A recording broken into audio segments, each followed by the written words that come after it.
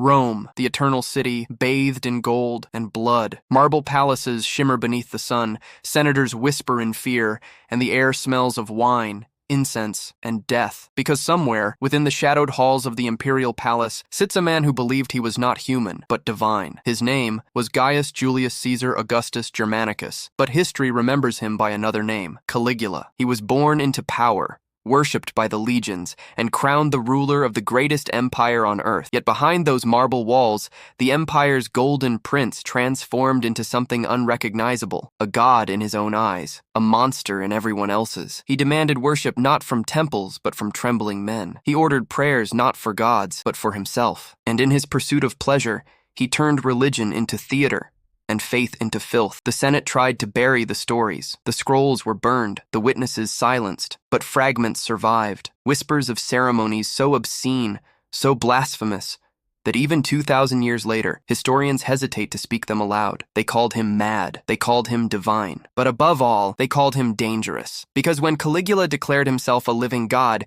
he didn't just rule Rome, he ruled its sins. Tonight, we unveil the 7 most perverted rituals of the man who called himself a god, Emperor Caligula. Ritual number 1, the wedding of the moon. It began on a night when the Tiber River shimmered with silver light. The moon hung full above Rome, pale and perfect, casting its glow over the marble roofs of the imperial palace. Inside, hundreds of torches burned, their flames flickering against silk curtains and golden pillars. At the heart of that blinding luxury stood the emperor, Caligula, draped in a robe made entirely of silver thread. His face was powdered white, his lips painted the color of wine. He stood before an altar carved from pure marble, staring at the moon as if it were his lover. He declared that night to be a holy union, the wedding of the emperor and the goddess Luna, the moon herself. Every priest in Rome had been summoned to witness it. No one dared refuse. They arrived trembling, clutching their sacred texts, unsure whether they were attending a ceremony or a crime. Caligula called them forward, commanding them to chant the hymns of marriage, but with one change. Every word that spoke of the groom must name him, and every word that spoke of the bride must name the moon. He claimed the goddess had visited him in dreams, whispering that only he was worthy of her light. He said she had demanded a mortal husband who could match her beauty, and only the ruler of Rome could satisfy the heavens. Those who hesitated were silenced with a single glance. For in that palace his word was law, and his madness was sacred. As the priests began their chants, Caligula lifted a cup of wine mixed with silver dust. He raised it to the moonlight and spoke words that made the room grow colder. "Tonight," he said, "the sky weds the earth through me." Then he drank deeply and poured the rest upon the altar. The liquid shimmered down its sides like blood in the torchlight. He ordered a procession of women to enter. Noble ladies of Rome, dressed as nymphs, their bodies veiled in translucent silk. Each carried a torch, each trembling beneath his gaze. Caligula declared them attendants of the goddess, chosen to bless the divine union. They circled him slowly, scattering petals of lilies and roses at his feet. The scent of perfume filled the hall, thick and suffocating. Outside, soldiers lined the corridors, keeping anyone from escaping or interrupting what was now called a sacred imperial rite. When the chanting reached its peak, Caligula climbed the steps to the altar. He stretched out his arms toward the moon and whispered, "You and I are one now, my celestial bride." The palace fell silent except for the hiss of burning oil lamps. Then, as if the gods themselves had turned away, he lay upon the altar, calling it the marriage bed of heaven and earth.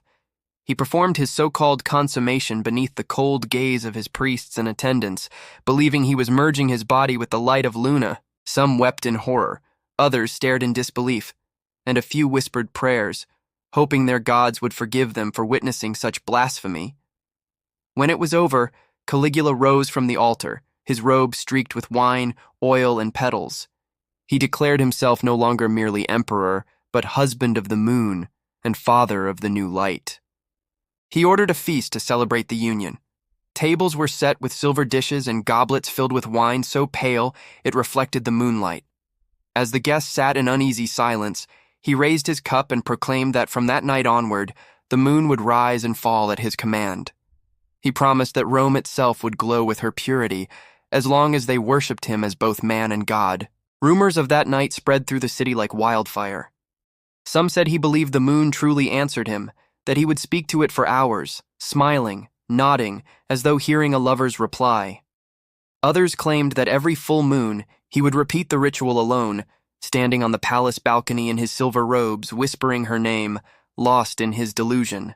The Senate, powerless and terrified, could do nothing but pretend to believe. Any word against him was treason.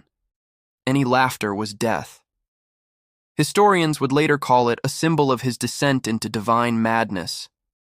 The wedding of the moon was not just an act of blasphemy, it was a declaration that the line between man and God no longer existed. Caligula had erased it, and in doing so, erased his own humanity. He turned love into ritual, faith into mockery, and worship into theater. And yet, in that twisted union, there was a deeper truth. Caligula did not marry the moon because he loved her. He married her because he envied her. The moon ruled the night sky, untouched, eternal, worshipped by all. Caligula wanted the same. He wanted his name to be whispered in awe, his face to shine in every corner of Rome. So he reached for the heavens and called it love. But what he really married that night was his own madness. The wedding of the moon was not a celebration of divinity. It was a coronation of insanity. And as Rome slept beneath that glowing sky, an emperor's shadow stretched across the earth, long and cold, reaching for power that no mortal was ever meant to hold. Ritual number 2. The Feast of Flesh. By the time of the Feast of Flesh, Caligula's palace had become less a place of rule and more a stage for insanity. What had once been the house of emperors was now a theater of indulgence, where the scent of incense mixed with sweat and laughter was tinged with fear. Caligula no longer dined like a man. He feasted like a god demanding sacrifices. To him, the act of eating was not simply pleasure, but power. Every bite, every drop of wine was proof that the empire itself existed only to satisfy his hunger. On the night of the feast, the grand banquet hall was transformed into a spectacle of grotesque luxury. Golden couches lined the room, each embroidered with scenes of Roman conquests. The floors were sprinkled with powdered pearls to make them glisten like sand in moonlight. Slaves scattered rose petals until the air grew thick with their perfume. Torches burned low, casting the room in a soft, unnatural glow that made every face look pale and ghost-like. The guests were Rome's most powerful men and women, senators, generals, and noble families, invited not by choice but by command.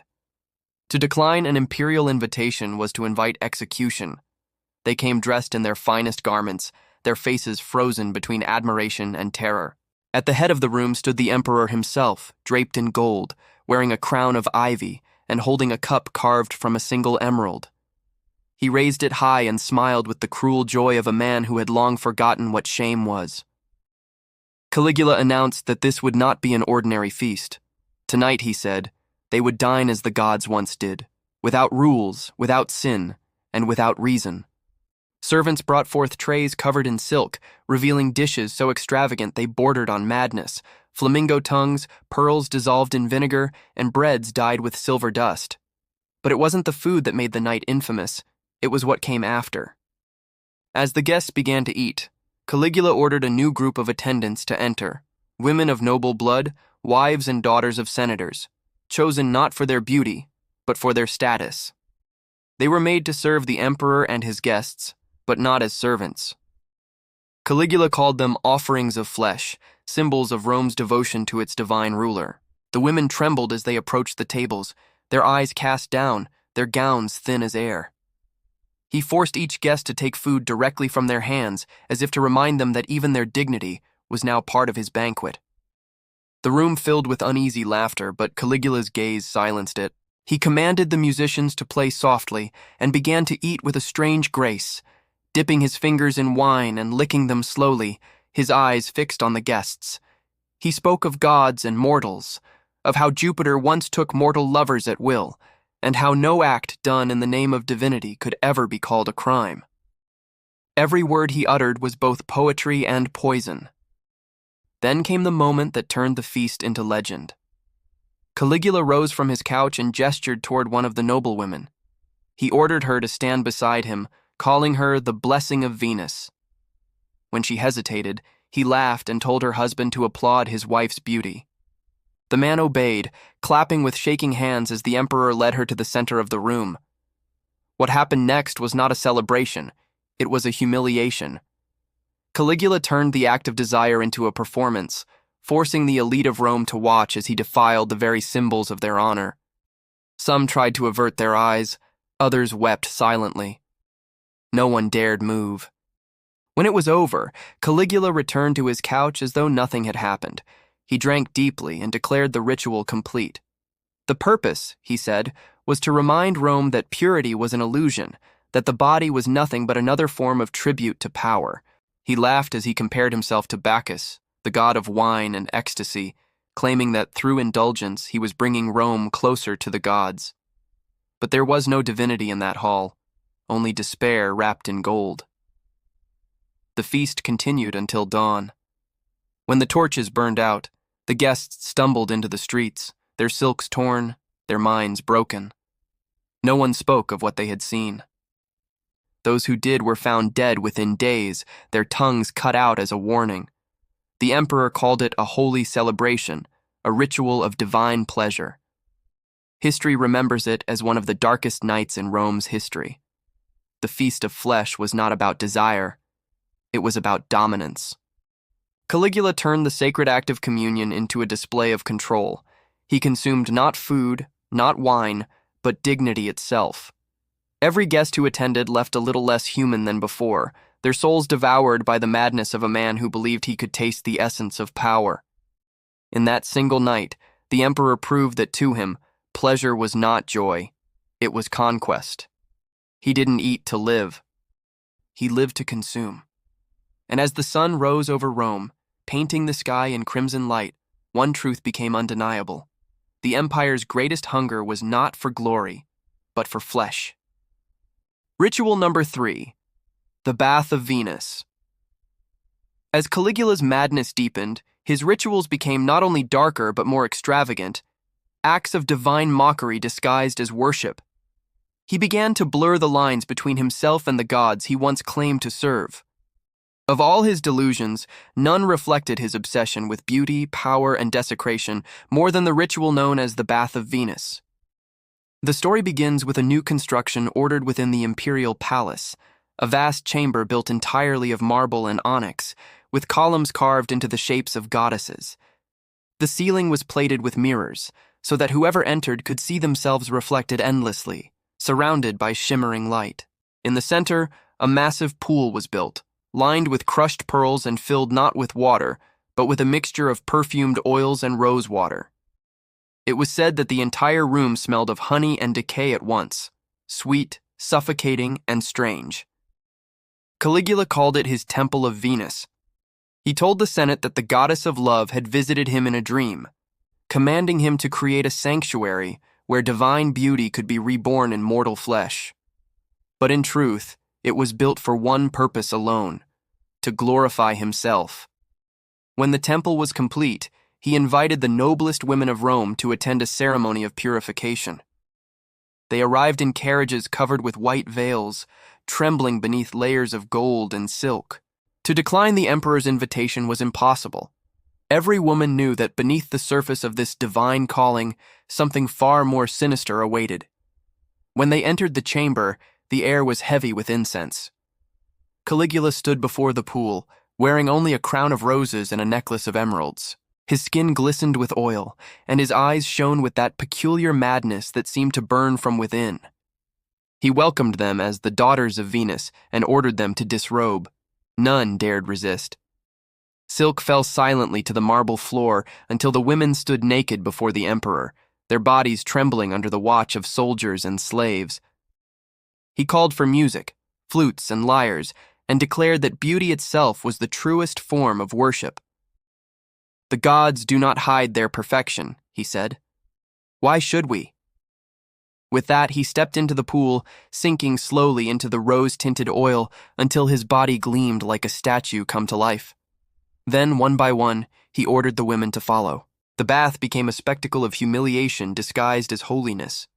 Caligula moved among them, pouring oil over their shoulders, whispering that he was cleansing them of their mortal impurities. But every gesture was an act of ownership, every word a mockery of faith. He touched them as a priest and a predator both. To him their bodies were not sacred, they were symbols of Rome's submission. He often paused before the mirrors, admiring himself from every angle. "Venus has taken form again," he would say, smiling. Sometimes he wore a woman's veil or adorned himself with jewels meant for brides, claiming that the goddess spoke through him. He no longer saw himself as man or emperor, but as beauty incarnate, an immortal reflection of desire itself. When the women left the pool, attendants covered them in gold dust until their skin shimmered like divine statues. Caligula proclaimed that they had been reborn as vessels of Venus's spirit. He then commanded that they dance before him, slowly, silently, until exhaustion took them. Anyone who refused was dragged back into the bath and forced beneath the oil until they submitted. The ritual could last hours, sometimes until dawn, when the emperor finally dismissed his guests, pale, trembling, and ashamed. What followed each ceremony was even stranger. Caligula would hold a feast in the same chamber, the pool still glistening with oil and petals. He would sit beside it, eating from golden plates and gazing into his reflection, speaking to it as if it were another being. He whispered to the mirrored ceiling, calling it by the name Venus, asking if she approved of her new form. And sometimes he would laugh as if he heard an answer. For Caligula, the bath of Venus was not about worship. It was about transformation. It was his declaration that the gods themselves could be remade in his image. By placing himself at the center of every ritual, he replaced faith with vanity. He didn't just imitate the gods, he stole their identities. In his mind, beauty was no longer divine, it was imperial. The reflection in the water was not Venus. It was Caligula himself, radiant and terrible. The Romans who witnessed these ceremonies began to whisper that the emperor had become possessed by the very goddess he claimed to honor. They said that each time he entered the pool, he left a little less human, as if the oils had washed away not sin, but sanity. The bath of Venus revealed the true nature of Caligula's madness. It was not the lust of a man, but the hunger of a god trapped in mortal flesh. He could not bear imperfection, not in others, not in himself. So he drenched the world in perfume and oil, polishing it until every surface reflected his face. In his empire of mirrors, Caligula stood alone, beautiful, divine, and utterly lost. Rome would never forget those nights. The scent of roses became a symbol of fear. Every noblewoman who had stood in that bath carried the memory like a scar, knowing that beneath the fragrance and gold lay something rotten. The emperor had turned purity into performance and worship into a mirror that reflected only his madness. The bath of Venus was not an offering to the goddess of love. It was a eulogy for humanity itself, drowned in oil, gilded in gold, and left to decay beneath the unblinking eyes of a man who thought he was divine. Ritual number 4, the offering of virgins. By the 4th year of his reign, Caligula's divinity had become a weapon. He no longer ruled Rome as an emperor bound by law, but as a god unchained by it. His palace was now a temple, his every whim a sacred decree. And among the many horrors that took place within those walls, none struck deeper fear into the hearts of Roman families than the offering of virgins. It began as a proclamation from the emperor himself. Caligula declared that the gods were displeased, that Rome had grown soft, impure, and unworthy of divine favor. He claimed that Jupiter had spoken to him in the night, demanding sacrifice not of beasts or gold, but of innocence. The blood of purity, he said, must flow again to cleanse the empire of decay. The Senate applauded. They had no choice.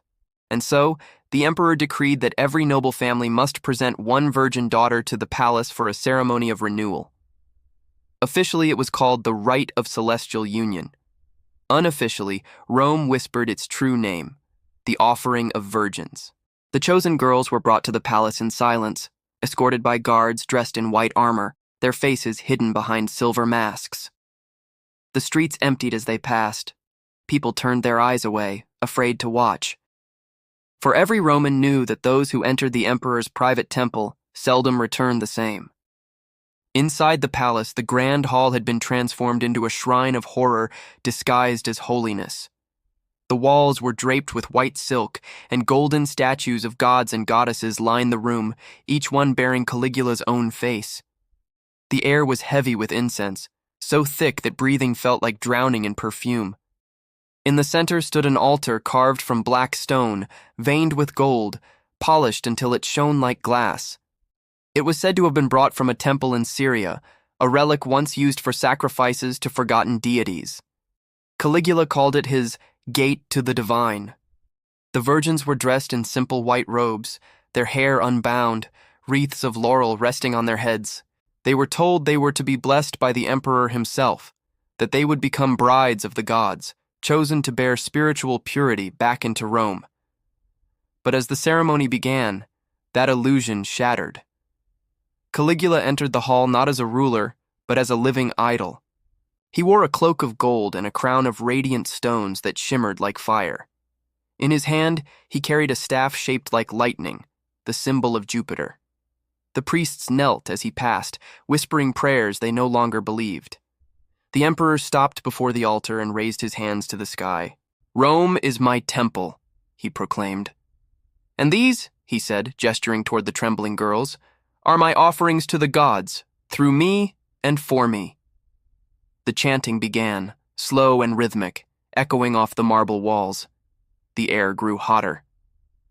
Caligula approached the first girl, placing his hand upon her head.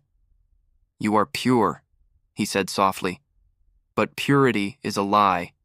Only through surrender does the soul become divine." He smiled, and the hall fell silent.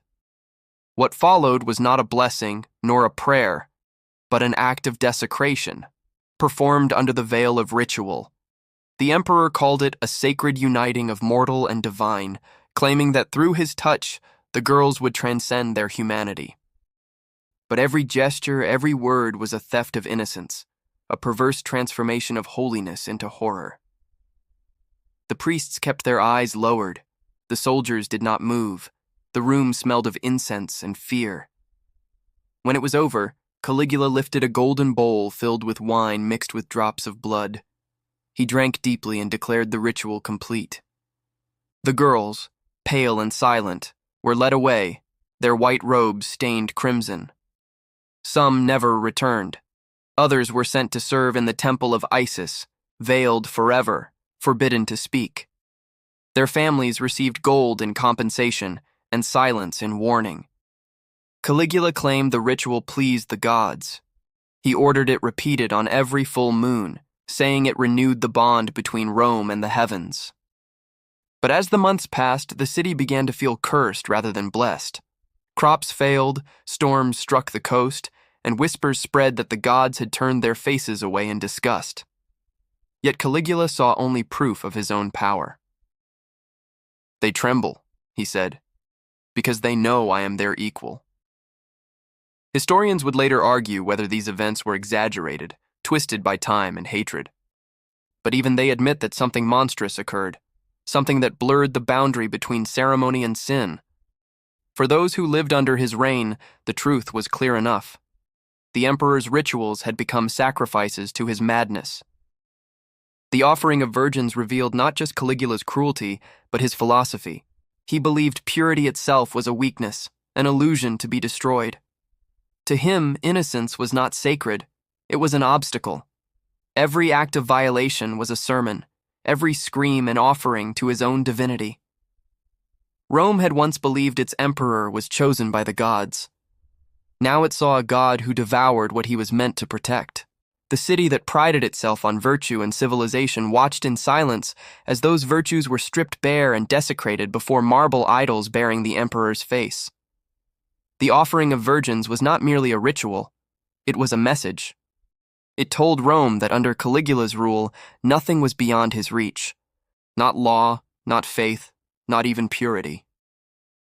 And as the moon rose above the palace that night, glowing red through the mist, the people whispered a prayer not to their emperor god, but to any power left that might still have mercy on Rome. Ritual number 5, the Festival of the Sea. There came a time when Caligula's madness no longer fit within the marble walls of his palace. His delusions spilled outward, reaching toward the horizon itself. He had conquered the Senate, humiliated the nobles, and desecrated the gods of Rome.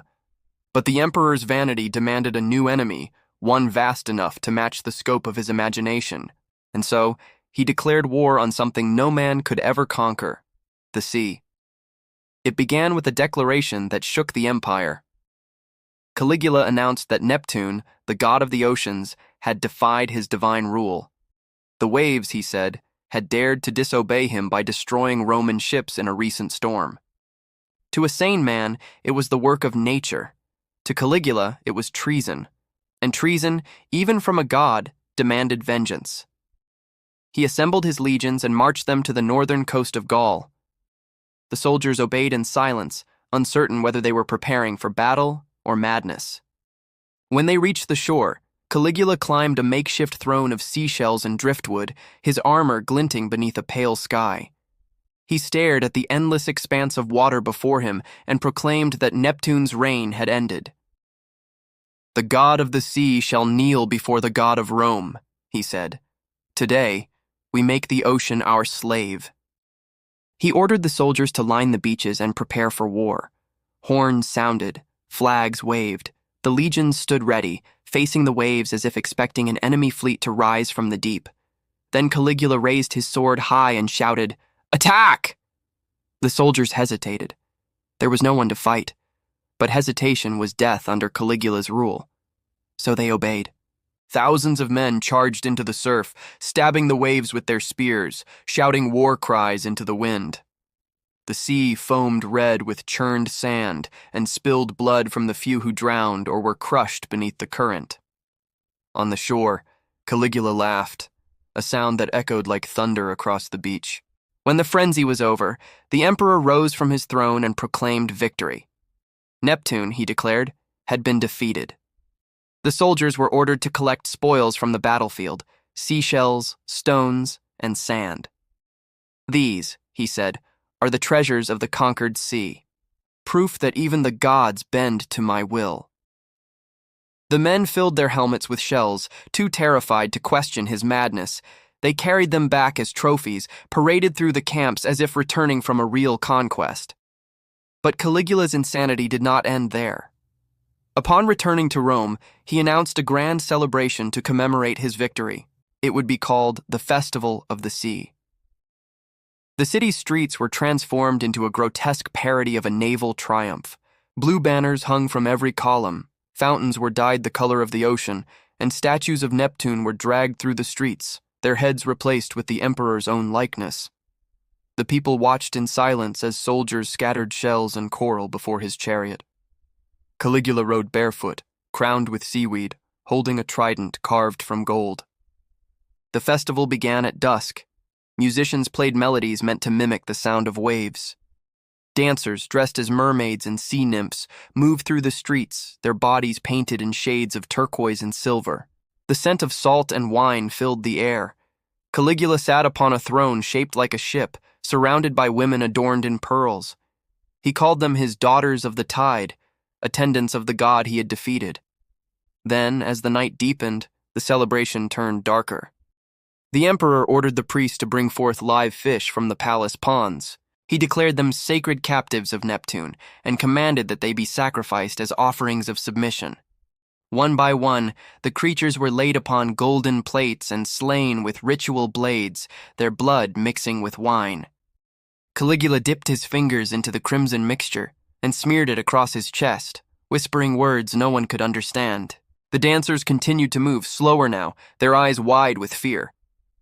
Caligula rose from his throne and waded into a shallow pool built for the occasion, filled with seawater brought from the coast. "The ocean has yielded," he said, spreading his arms. "Now I will bathe in its defeat." He stepped into the water and ordered the women to join him. They obeyed, trembling. The emperor laughed, scooping water with his hands and throwing it into the air as though baptizing himself in conquest. As dawn approached, he declared that the festival would become an annual event. Rome would honor his triumph over the sea, he said, so that future generations would remember that even the elements bowed before the emperor god. The people cheered, though their voices shook. They cheered not for glory, but for survival. Historians would later record the event with a mixture of horror and disbelief. Some dismissed it as rumor, others as exaggerated satire. But the accounts of soldiers who survived tell the same story: the attack on the waves, the shells collected as trophies, and the blood-soaked celebration that followed. Whether divine or deranged, Caligula's Festival of the Sea stood as a monument to his boundless ego. For Caligula, it was not enough to rule men or even gods. He had to rule the world itself, the earth, the sky, and now the sea. But in declaring victory over the ocean, he revealed the true nature of his madness. For no man can conquer the waves. They always return, indifferent and eternal, washing away every empire in their time.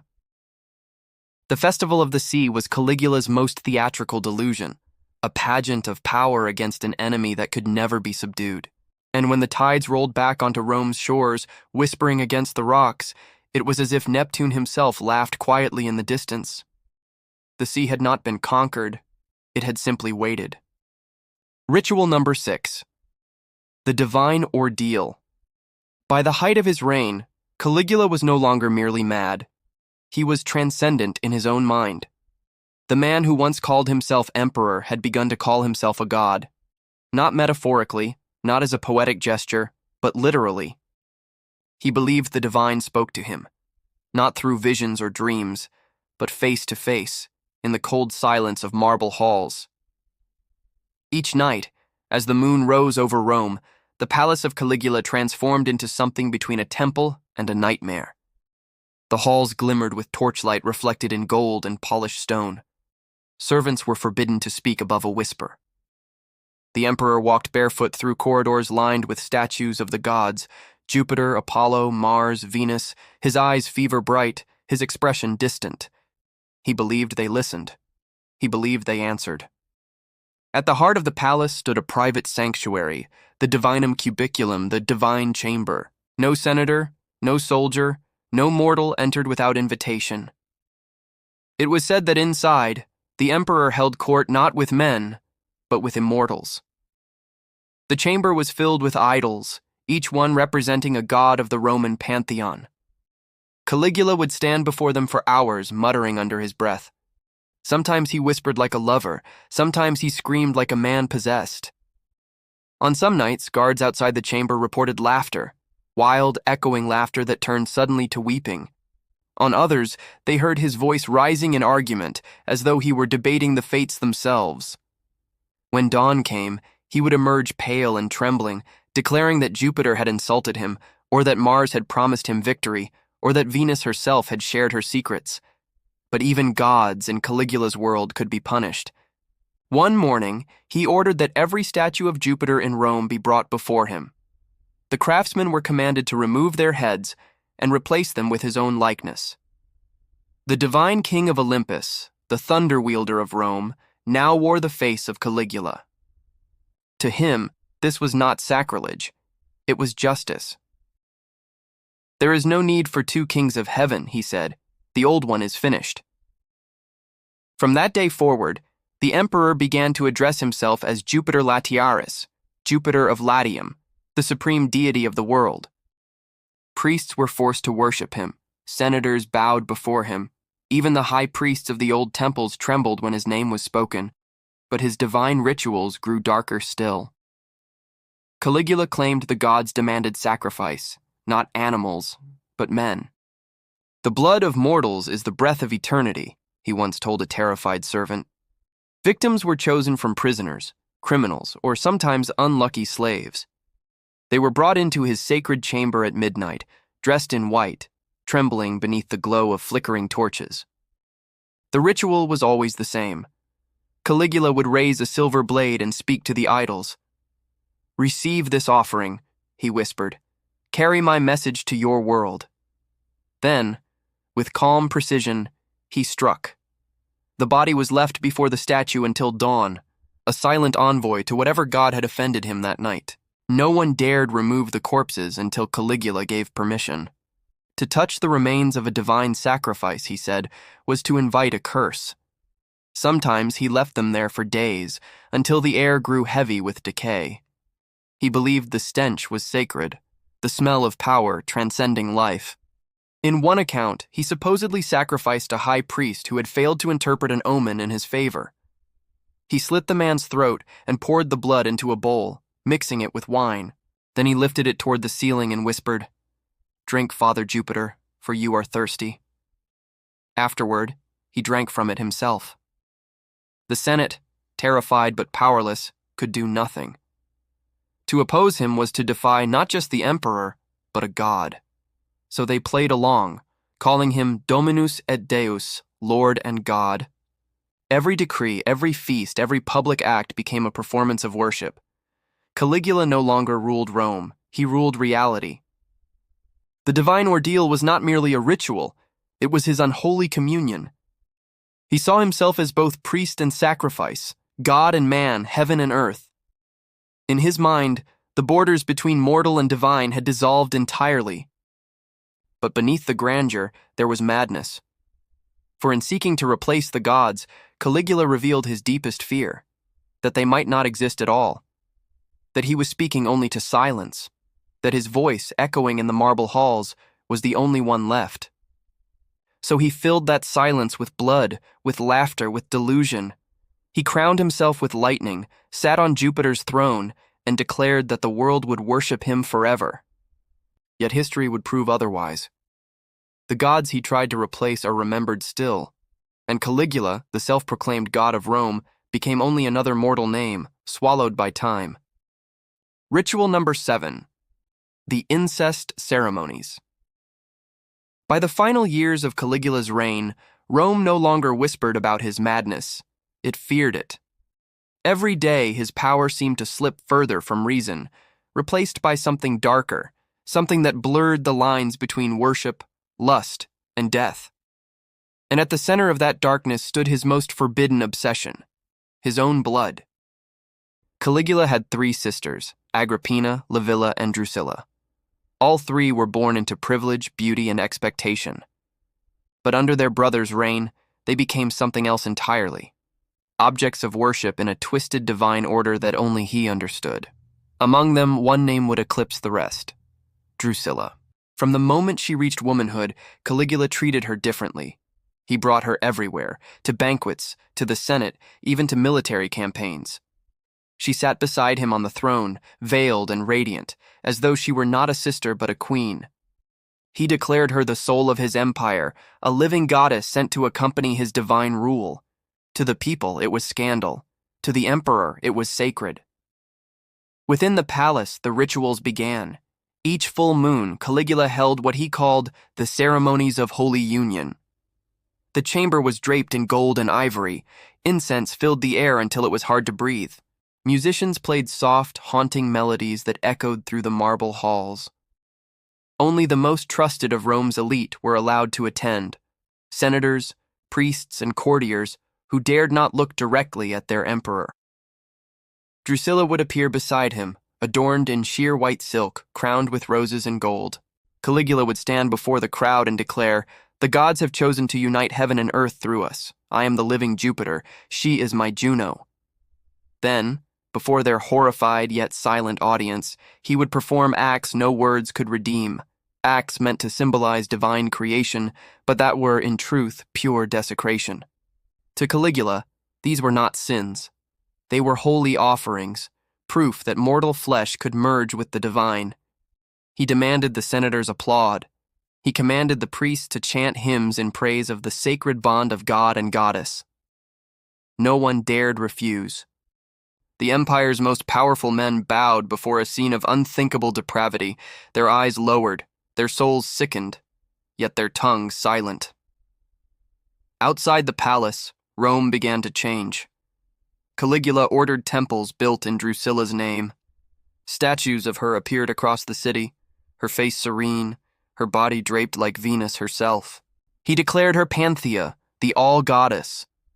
Worshippers were told to burn incense and offer prayers to her image, as though she were a deity equal to Jupiter, or even greater. Then, suddenly, tragedy struck.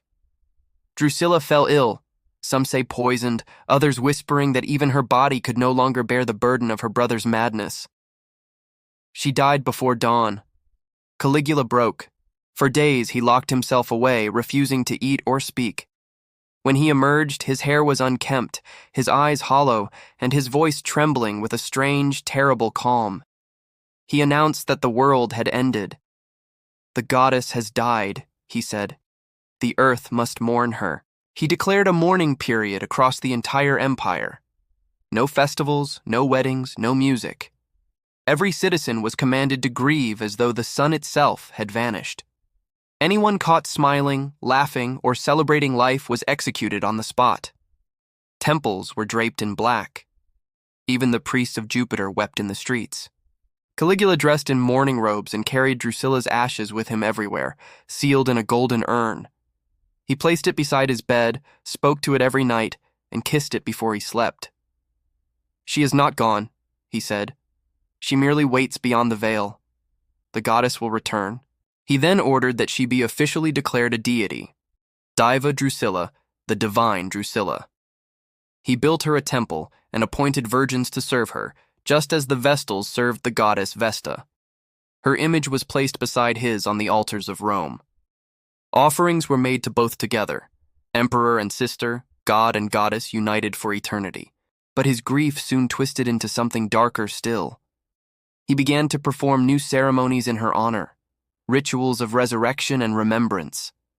At night, he would stand before her altar, surrounded by torches and singing priests, and whisper prayers to her spirit. Some claimed he performed secret rites with women made to look like her, painted, perfumed, dressed in her likeness, as if by reenacting their union, he could summon her back from the dead. The palace grew silent with terror. No one dared speak her name aloud. The emperor who had once ruled through spectacle now ruled through mourning, through obsession. He believed death itself had joined his divinity. He was no longer just a god of life, but of decay, lust, and eternity.